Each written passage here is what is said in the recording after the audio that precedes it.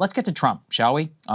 Who is this man inspiring so many of these, in my opinion, shit libs in their own victories, despite the fact that, again, in my opinion, some of the lamest people literally on the planet? How does a Mikey Sherrill win by 10 points in New Jersey? How? How is this even possible? Wasn't it like I think it was like 13 points.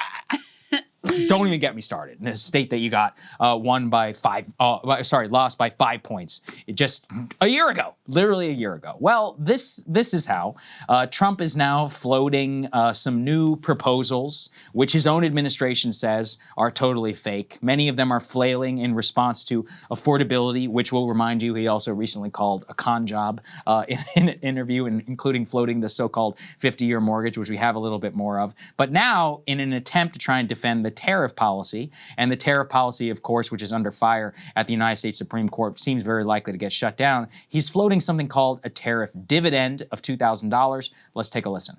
We're going to be bringing them down. Without tariffs, this country would be in such trouble, as they were for many years. That's why we owe $38 trillion. And one of the things we're going to do, we're going to issue a dividend to our middle-income people and lower-income people of about $2,000. And we're going to use the remaining tariffs to lower our debt. For the last several months, eggs, gas, dinner costs for Thanksgiving way down. But other things, as you noted, have gone up. Beef, coffee, but they're going to come auto down very repairs. shortly. Is this a voter perception issue of the economy, or is there more that needs to be done by Republicans on Capitol Hill, or done in terms of policy? More than anything else, it's a con job by the Democrats. They're saying, they just have to say, they put out something. Say today, costs are up. They feed it to the anchors of ABC, CBS, and NBC, and a lot of other, and CNN. It's a con job. Man, I mean, the Biden vibes here are just so strong. It's like every single time, what did Biden say? He said Republicans are lying about inflation. They're lying about grocery prices. They're lying about this. They would do similar things. They would float some bone dead, idiot policy. Same thing like the tariff dividend, which again, look, we all know it's not going to happen. They don't have the unilateral authority to just cut you a $2,000 check. If they did, every president would do it. Or not everyone, but a lot of them would have done it, or they would have tried to do it in the past. Yeah, you need Congress. Oh, Congress is going to do a $2,000 dividend check? No, it's not happening. And so they're flailing, completely flailing about here. And, this is where I think MAGA has a sickness. Now, I just talked about how Trump, he won the popular vote, and so he took over the Republican Party. But part of the sickness is nobody can speak out about an obvious drubbing in the election. Because all Trump has to say is, it was a shutdown and I wasn't on the ballot. It's like, yeah, true, dude, but you're never going to be on the ballot again, okay? So all the other people who still have to have a career in politics need some flexibility and freedom. Well, what happens? You have one Republican, literally one, who's talking about cost of living, Marjorie Taylor Greene, and now he's attacking her. I'm not going to go too much into it because you guys are going to cover it tomorrow, and it really is kind of a separate conversation. But think about it. Like, in terms of MAGA media, there is nobody out there at a prominent MAGA level, from Fox News, Ben Shapiro, The Blaze, I mean, who else am I thinking of, who can honestly admit that shit is bad right now economically for a lot of people. There's just not that many of them. They stay silent, and then they'll do their show on some woke left, you know what I'm saying? It's like, guys, this is so boring at this point. Like, your shtick is over. And so after an election like this, they need to come down and just be like, this is a huge problem. Like, this is a massive signal boost. People are pissed about affordability. We need to come up with a set of issues. We're already probably going to lose in the midterm elections. If we have any chance of building on some sort of legacy of 2024, you got to win back some of these voters. Let's look at the crosstabs and say, hey, what went wrong where? What can we fix? No Republican is capable of saying that nationally, and it's because of Trump, because Trump will attack them from the national pulpit. He said, Marjorie, oh, she's lost her way. Marjorie's lost her way, but Lindsey Graham hasn't, who we're doing fundraising for. Right. Okay. I mean, listen, what's the signal? The signal is, if you kiss his ass, no matter what, even though you were an ideological opponent, whatever, doesn't matter. As long as you're fealty to him personally, that's the only thing that you're allowed to do. You're not allowed to speak up about the issues that you see that are out there. Even, Tucker, look, a lot of the wars over Israel, frankly, a lot of the war also, though, is over, he did that episode with Charlie Kirk right around the time, a couple weeks before Charlie died. The whole episode by Charlie was about economics, and young people. And he said young people are feeling hopeless, affordability. A lot of it was about Zoran. Actually, you should go back and watch it if you're interested, because frankly, those were two of the only people in the entire apparatus who were even willing to talk like that without sounding like, that they were Democrats or something. And that's what I see out in the landscape right now. It's truly a sickness in the party and in MAGA media. MAGA media even more so, because this party is very downstream of a lot of internet posters and podcast people, and they have their heads so far up their ass whenever it comes to these issues. I mean, there's two lanes, and this is something Emily has mentioned before, of part of the appeal of Nick Fuentes is that there are very few venues for Trump criticism that aren't like liberal or leftist. That's very true. And so, you've got a number of dynamics, but one of them being that most of MAGA media is just grotesquely sycophantic in a like pathetic and embarrassing boomer cringe kind of a way. And so, if one of the only guys who's saying critical things from the right also happens to be a neo-Nazi. And then, by the way, you also have this whole censorship regime of like, if you say anything against Israel, you're literally an anti-Semite. That's part of what is fueling the rise of Nick Fuentes within the Republican Party and why he is such a potent force with young men in the party in particular. But Saagar, you're selling our dear leader short. He does have some really important ideas for how to deal with things like housing affordability. Yesterday, we mentioned his brilliant, genius idea for a 50-year mortgage loan. Even Laura Ingraham was not really buying this one. Let's take a listen to that. Your housing director has proposed something that has enraged your MAGA friends, which is this 50-year mortgage idea. So a significant MAGA backlash, calling it a giveaway to the banks and simply prolonging the time it would take for Americans to own a home outright. Is that really a good idea? It's not even a big deal. I mean, you go from 40 to 50 years, and what it means is 50, you pay something less from 30, that some people had a 40, and then now they have a 50. All it means is you pay less per month. You pay it over a longer period of time. It's not like a big factor. It might help a little bit. But the problem was that Biden did this. He increased the interest rates, and I have a lousy Fed person who's going to be gone in a few months. It's not even a big deal, Saagar. It's not a big deal. Also, did everybody notice he doesn't even know how long a normal mortgage is? He said it was 40 years? Yeah. Yes. Okay. We don't all have specialized banking instruments from Goldman Sachs on our commercial real estate properties. Most of us are dealing with the shithead mortgage brokers at whatever, a bank or Rocket Mortgage, that you're lucky enough to even get if you can qualify for one. Yeah. I mean, this is like, remember, what was it? Wasn't it Dan Quayle who didn't know how much a gallon of milk costs? No, I'm thinking of George H.W. Bush, how he was like mystified at a grocery store checkout counter because he hadn't seen barcode scanners. This was in the 80s. Yeah. But I think Quayle's thing was not knowing how to spell potato. Sorry. That was his humiliation moment. But yeah, H.W. and that image went, viral in whatever 1990s terms. Why? Because they were like, this man is so rich and so old, he literally has not been to a grocery store in like 25 years. This stuff matters. I mean, we talked yesterday about the White House. These things, the symbols, they strike at the heart of how out of touch a person can be.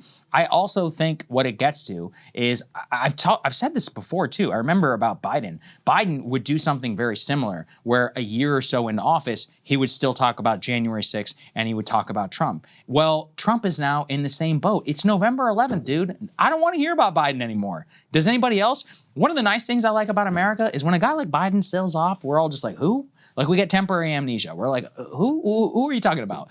Because what we expect is that when a new government comes into power, yeah, you can blame Biden for a couple of months. After that, you own it, especially now at this point, especially with the way that you dominate media. So I see that where he blames Biden.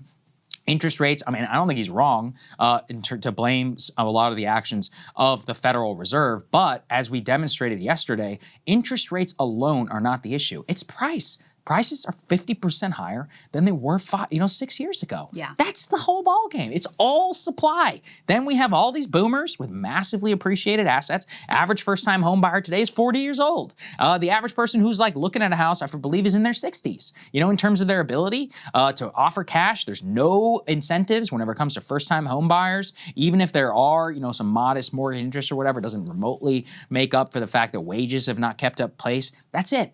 There's literally nothing else to say about it. All you have to do is attack supply. You need to throw a Manhattan level project level of stuff at it. There's no other way, simply. And yet we're all just, working around the edges. And this is what's leading to the doomerism for a lot of people who are much younger. I was just looking, I put some tweet out about boomers don't get it. And of course, a vast majority of boomers are like, well, I graduated in 1985. I was like, yeah, well, in 1985, the average first-time homebuyer was 29 years old. Today it's 40, okay? So things have radically changed. The median income relative to buyer, there's no comparing the world. The median age of a home buyer now is 59 years old. Yeah, that's what I'm saying. Like, we can't live like this. I mean, it distorts the whole market.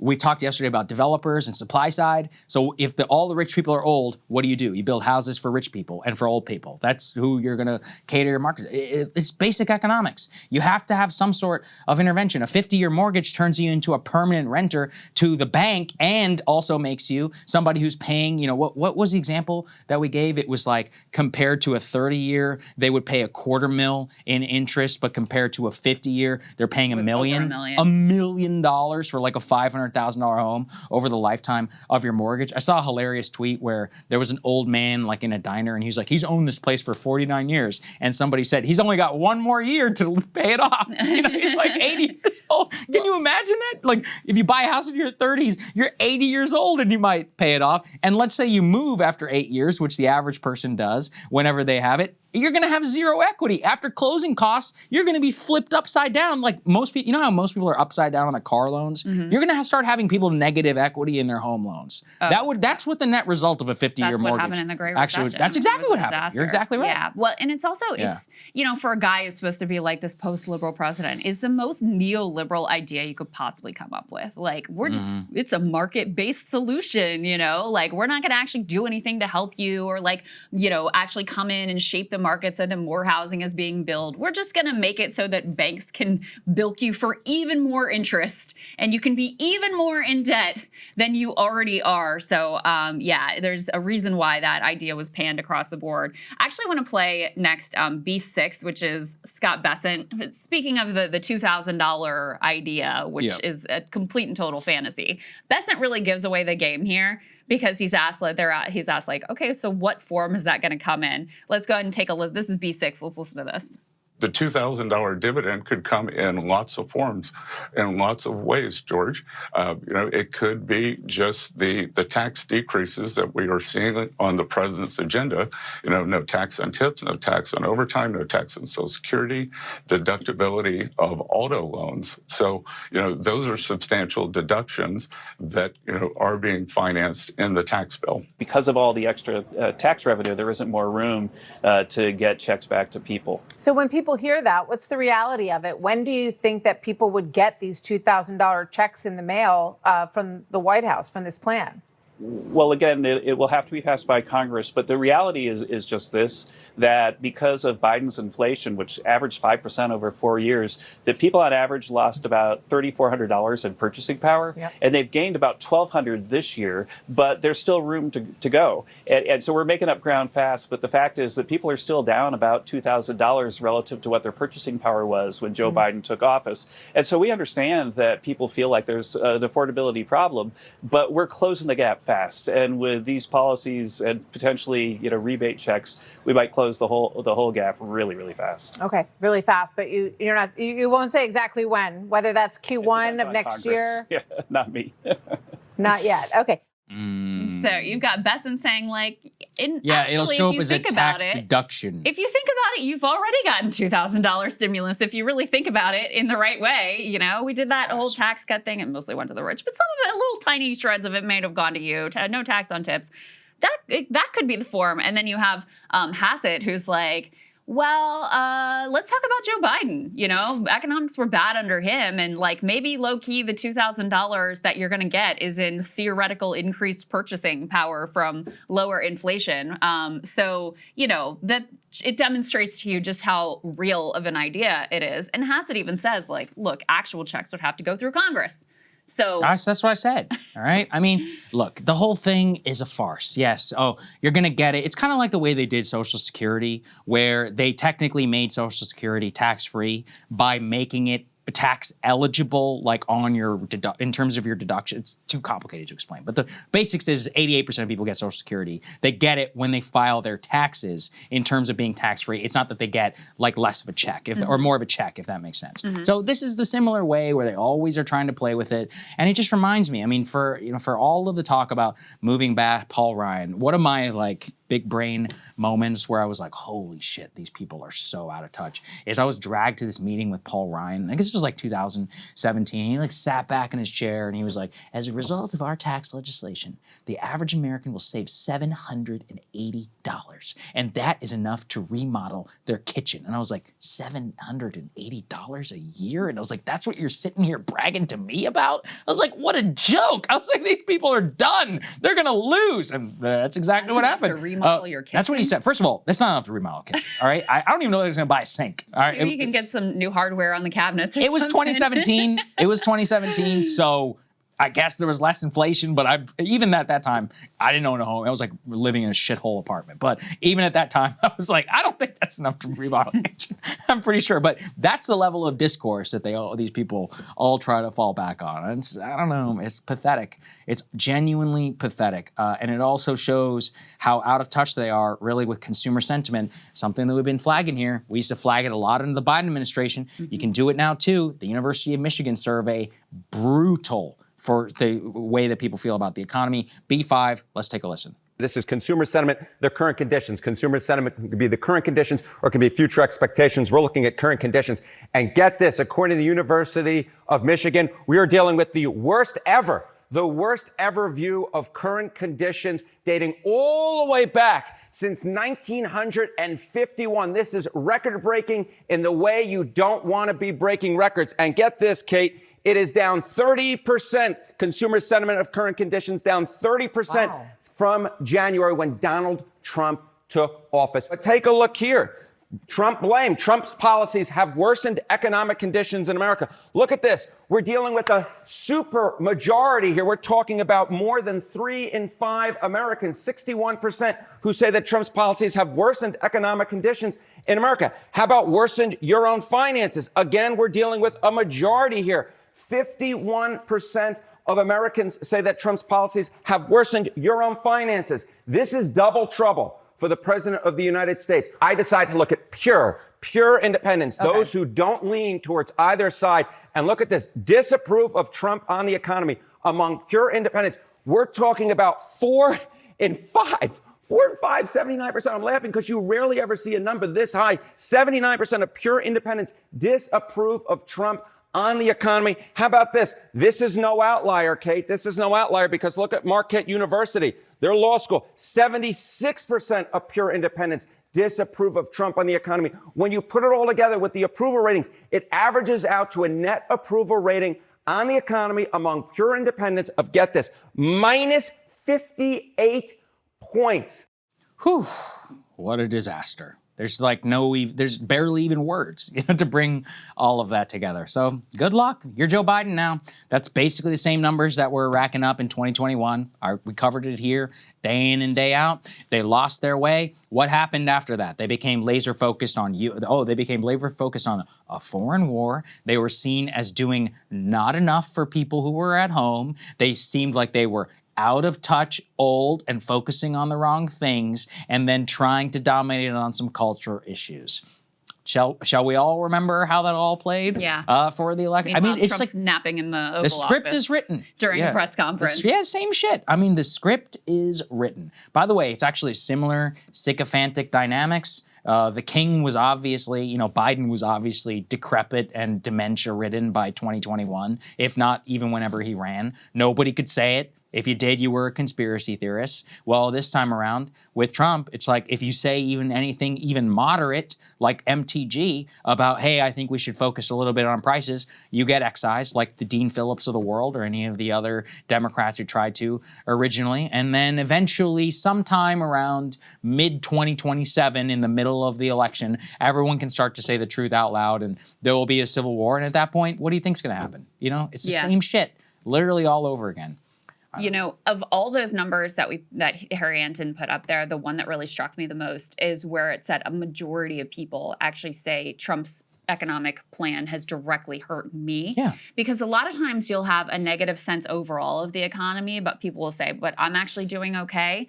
There you had very little discrepancy between the percent who were saying Trump's policies have made the economy worse and the percent that said Trump's policies have made my life worse, directly my economic situation worse. So when you have a majority who are feeling that direct impact, yeah, that is political. Well, he tied himself to the tariffs. He made it. I mean, the economy was his number one thing when he ran, obviously. And then two, he tied himself directly to the tariffs. People either felt the problems with the tariffs or they feel the general chaos with their stock portfolios or anything. I mean, if you look, you and I run a business. For that entire Liberation Day period, we were like, no big expenses, like at our company. How many other people are like that? I'm sure there's a ton. Look at the job market. There's a ton of people who are like, man, between AI and the government and all this other nonsense, not hiring or we're firing. We're spending no big money. Projects which originally may have been greenlit are not being greenlit. This stuff cascades throughout the whole U.S. economy. Yeah. And, home prices flat or high. Mortgage rates flat, basically. Not that, much lower than they were. Bills. When you say electric bills going into winter higher. here. I mean, genuinely, economically, what's all that different from last year? I can't think of a single. If anything, it's worse if you look at all the private data. By the way, when the shutdown ends and we actually get some of that, some of those numbers, BLS, it's going to be bad. I was just looking. ADP, just this morning put out a new report, which here, let me just pull it up very quickly. But ADP just had a payroll report that came out, I think maybe like an hour ago or so, which showed, the exact similar types of losses in terms of payrolls. So it's not good. It's really all of the data points. Same with Biden. He wasn't singularly focused on it. To most people, it's quite obvious Trump cares more about some bullshit Nobel Peace Prize nonsense. Well, and you have the insult to injury of Trump too, throwing these opulent, yeah, that's part of it too. At Mar-a-Lago and building out his East Wing and redecorating his marble bathroom and whatever. So you have not only are not focused on me, but you are, living this lavish, Great Gatsby, Roaring 20s, like opulent lifestyle in all of our faces, and giving away the store to a bunch of billionaires. Hey, if you like that video, hit the like button or leave a comment below. It really helps get the show to more people. And if you'd like to get the full show ad-free and in your inbox every morning, you can sign up at breakingpoints.com. That's right. Get the full show, help support the future of independent media at breakingpoints.com.